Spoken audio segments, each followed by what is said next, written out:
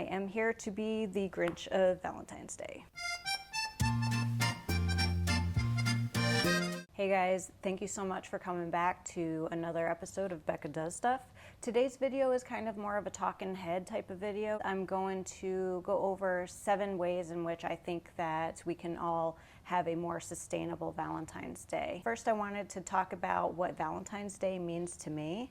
I didn't used to really care for Valentine's Day. I always felt like if you didn't have somebody to spend Valentine's Day with, there was almost this like, oh, poor thing, nobody loves you. And I just think that's kind of ridiculous. I don't know if they still do this today, but when I was in school, there were carnations being sold. If you got, I think it was a pink carnation, somebody loved you. If you got a white carnation, somebody liked you, or I don't know. There were rules to it. I think there was something about a yellow carnation. That was back when dinosaurs roamed the earth, so I can't remember that far back. All I know is that when I was in school, you just needed to have a carnation, because if you didn't, it was like, nobody likes you. That's just not what Valentine's Day is about. Nobody should ever be made to feel that way. You shouldn't have to go out and buy a bunch of junk for somebody to prove that you love them. And you also shouldn't have to receive those things to feel loved. It's so ridiculous. So for a while, I didn't like Valentine's Day. I was like, I don't need a holiday for my boyfriend to prove that he loves me, or vice versa. I thought, well, I don't want to be all grinchy about Valentine's Day, so I need to reapproach this and kind of reinvent what Valentine's Day means to me. Probably love. I think that love is important, not just to show to your partner. It's all about loving yourself also. You may have heard the saying that you cannot truly love somebody else until you love yourself, or you cannot truly care for somebody else until you care for yourself. And I feel like both of those sayings go hand in hand with Valentine's Day for me. In order for me to express my true love and gratitude, and to be able to pamper my loved one or treat him as nicely as I would like to, especially on this day, I cannot do that without taking care of myself, without loving myself, without recharging my own batteries so that I have that energy and bandwidth to give to him and all my other loved ones. I hope that's not too rambly. I hope that makes sense. What I'm trying to get at is that, like, basically right now my body and my mental, emotional, spiritual health has been screaming to me that I need to love myself. So what I'm doing this Valentine's Day is I am going to make a Valentine's Day resolution.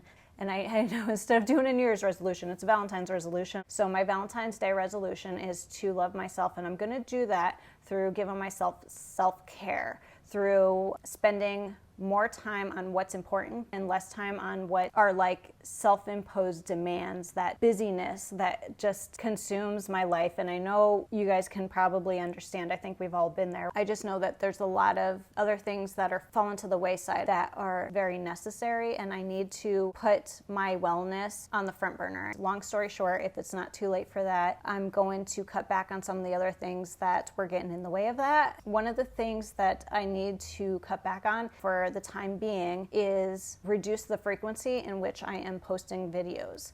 I'm going to be posting 1 to 2 videos per month instead of 1 video every week. I hope that everybody's understanding of that, because posting once a week was not sustainable for me. But on the subject of sustainability, let's go ahead and get into the 7 ways in which I think we can all have a more sustainable Valentine's Day, as opposed to the heavily commercialized nonsense Valentine's Day. So number 1 on my list of sustainable things I think we can do for Valentine's Day is, instead of getting your typical greeting card that your loved one is going to look at and be like, oh, that's cute, and then like a day or two it's going to be in the trash. Instead of doing all that, go ahead and try one of those plantable cards. You know, the ones that have seeds inside of them, so that when your loved one looks at the card and they're done with it, they can rip it up and stick it in the garden and see what flowers are going to grow from it. And your loved one can appreciate that for years to come, or as long as they can keep them alive anyway. Some companies that do the plantable greeting cards are so sweet. And then there's Greenfield Paper. I will go ahead and link their websites down below, so you can go ahead and check them out, but they're both pretty cool. I think that's an awesome alternative to normal cards, because there's all kinds of metallics and plastics that they're adorned with, like little trinkets and glitter and shiny paper stuff, and even those kinds with the little music boxes inside. You know, those ones that they have been opened so many times in the store that by the time you bring them home and open them up, it sounds kind of creepy and distorted because the battery's dying on it.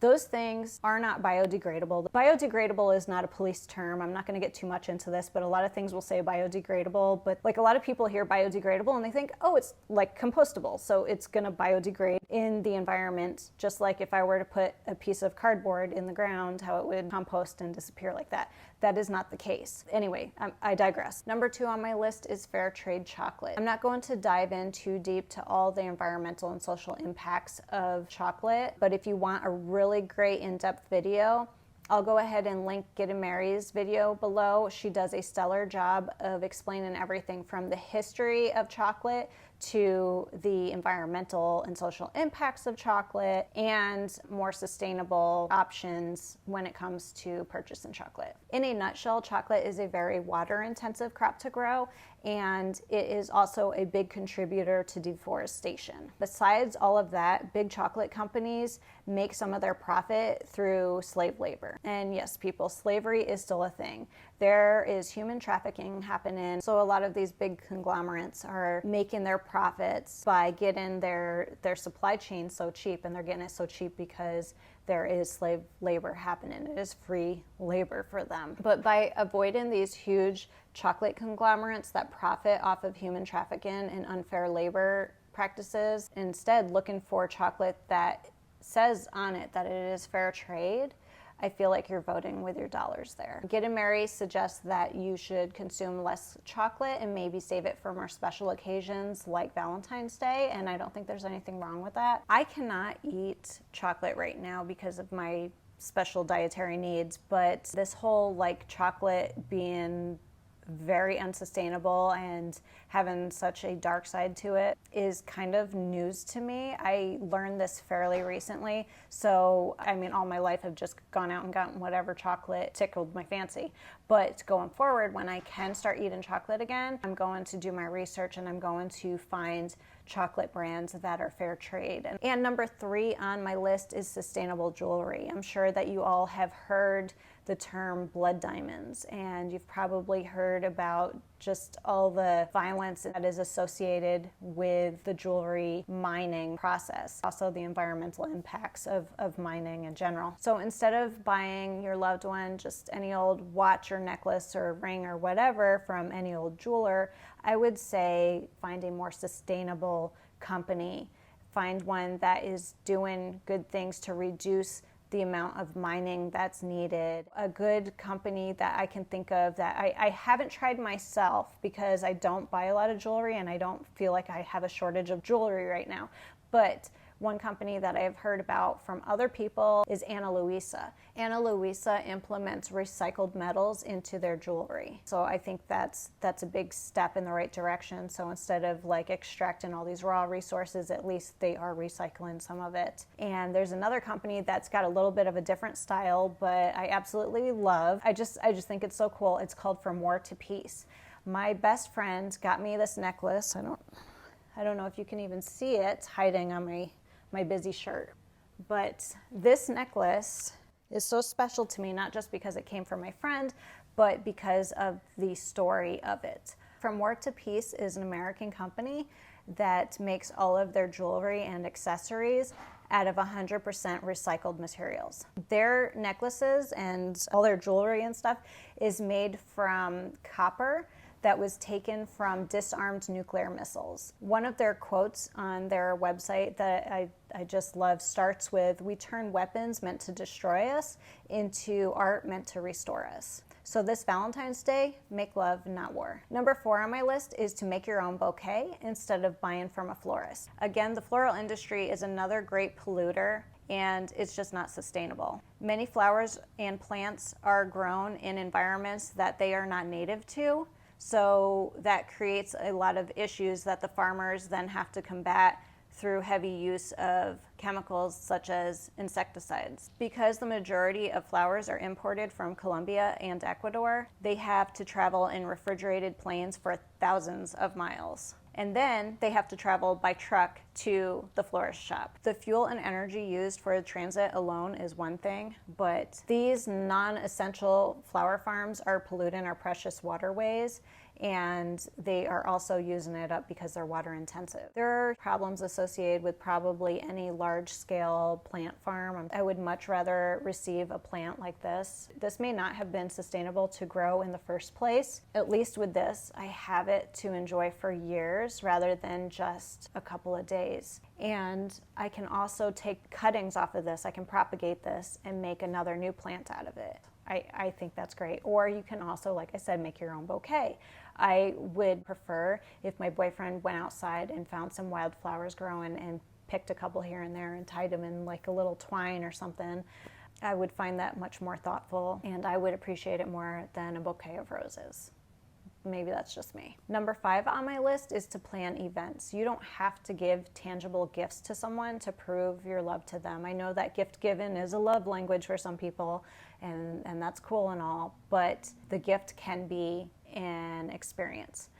Experiences are the best gift, I think. Maybe plan a day to go to a museum, take them out on a picnic. Ditch the disposables when you do your picnic, okay? Bring your own dishes and, silverware and stuff, and go to the beach, go to the park, go to the woods, wherever it is, and enjoy a nice meal. Watch the sunset. I don't know. Perhaps you plan a movie night, take them out to dinner. Maybe you can put your culinary skills to the test and make your own dinner. Bake some heart-shaped cookies. Clean the bathroom and fill the bathtub with nice warm water and Epsom salts, and pour your honey a glass of sustainable wine, and light some candles and let them soak in the bath and give them the night of relaxation. You can cozy up under a blanket and watch a movie, pop some popcorn, get some of your sustainable chocolate, and just enjoy a couch date. Couch dates are good with me. Like that sounds like an awesome Valentine's Day gift to me. I would much rather get something like that than a stuffed animal or a necklace that people literally died over.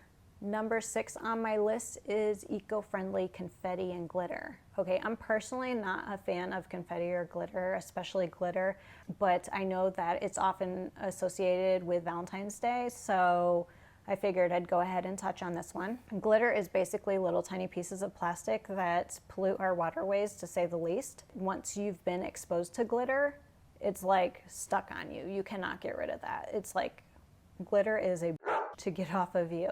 So I swear it ends up on everything. You can do some research and look into these sustainable glitter companies. I personally have not done it because I hate glitter.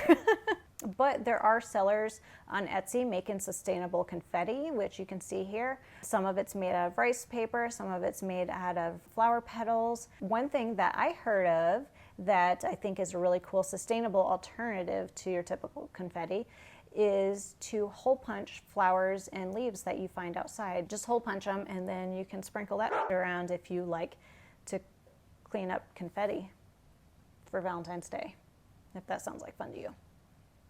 But, I mean, the good news is you can just sweep that up, throw it outside, and it's going to decompose. I think that's an awesome alternative to your typical confetti. You can also cut up scrap paper. If you have scrap paper at home, cut it into little hearts.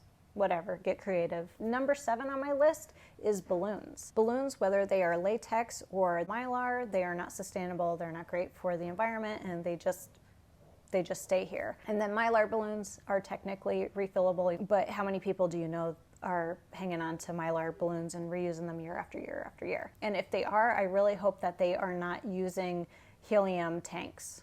I am guilty of doing this. I bought a helium tank a long time ago for a party, and I did not realize then just how wasteful that is, not just because of the metal used for the tank and all that, but because helium is a limited resource and it's needed for much more important things, and it doesn't need to be in balloons. And don't even get me started on releasing balloons. Releasing balloons is litter. I don't like it when people just let them go into the...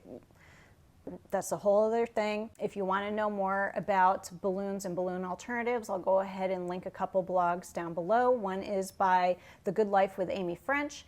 And the other one is by balloonsblow.org. And that's it for my 7 ways to have a more sustainable Valentine's Day. I hope that you all have an amazing Valentine's Day filled with love, and I hope it's also eco-friendly. And please go ahead and comment below what you're doing for Valentine's Day, and if you have any additional tips that you'd like to share with the rest of us. Maybe next year I'll do another Valentine's Day video and incorporate your tips and ideas. I think that would be so cool. Let me know if you'd like to do that. So until next time, take really good care of yourselves and your loved ones, and be well. Thank you so much, guys. I love you. Happy Valentine's Day.